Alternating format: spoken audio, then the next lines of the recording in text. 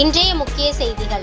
தமிழ்நாட்டின் முதலமைச்சராக பொறுப்பேற்றுள்ள மாண்புமிகு திரு சி. ஜோசப் விஜய் அவர்களுக்கு சர்வதேச மனித உரிமை பாதுகாப்பு கழகத்தின் தமிழ்நாடு சேர்மன் ஜான் ஃபெடரிக் அவர்கள் மனமார்ந்த வாழ்த்துக்களை தெரிவித்துள்ளார். மேலும் தமிழ்நாடு மக்களுக்கும் சர்வதேச மனித உரிமை பாதுகாப்பு கழக உறுப்பினர்கள் அனைவருக்கும் விழிப்புணர்வு ஏற்படுத்தும் வகையில் தற்போதைய அரசியல் மற்றும் சமூக சூழ்நிலைகள் குறித்தும் எதிர்கால ஆட்சியின் முக்கியத்துவம் குறித்தும் ஒரு சிறப்பு வீடியோவை அவர் வெளியிட்டுள்ளார். International human rights protection council members மற்றும் போஸ்ட் லீடர்ஸ் மற்றும் பொதுமக்கள் அனைவருக்கும் வணக்கம். இன்று தமிழ்நாட்டில் அமைந்திருக்கிறது ஒரு புதிய ஆட்சி.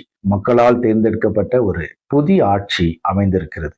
இவர்களுக்கு அரசியல் ரீதியாக முன் அனுபவம் இல்லை.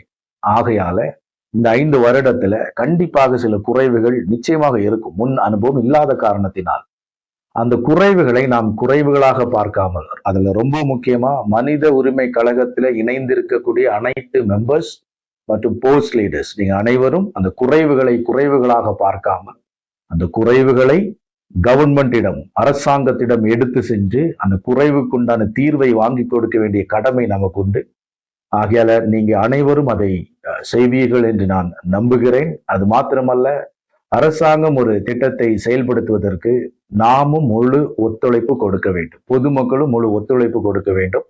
நாம் அனைவரும் இணைந்துதான் இந்த அரசாங்கத்தை நாம் செயல்படுத்த வேண்டும். அரசாங்கம் நம்மளை ஆளுகை செய்ய போவதல்ல, நாமும் அரசாங்கமும் இணைந்துதான் இந்த ஆட்சியை நாம் நடத்த போகிறோம். நாம் எந்த அளவுக்கு அரசாங்கத்தோடு இணைந்து செயல்படுகிறோமோ, எந்த அளவுக்கு அரசாங்கத்துக்கு நாம் ஒத்துழைப்பு கொடுக்கிறோமோ அந்த அளவுக்கு தமிழ்நாட்டை நாம் முன்னேற்ற பாதையில நிச்சயமாக எடுத்து செல்ல முடியும். ஆகையால அனைவருக்கும் நான் சொல்ல வேண்டிய ஒரே கடமை என்னன்னா, இந்த ஆட்சிக்கு நீங்க ஒத்துழைப்பு கொடுங்க.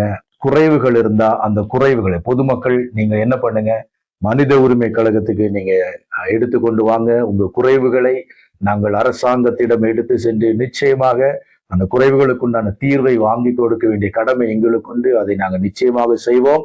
நாம் அனைவரும் இணைந்து இந்த அரசாங்கத்தை நாம் நடத்துவோம். நன்றி. வணக்கம்.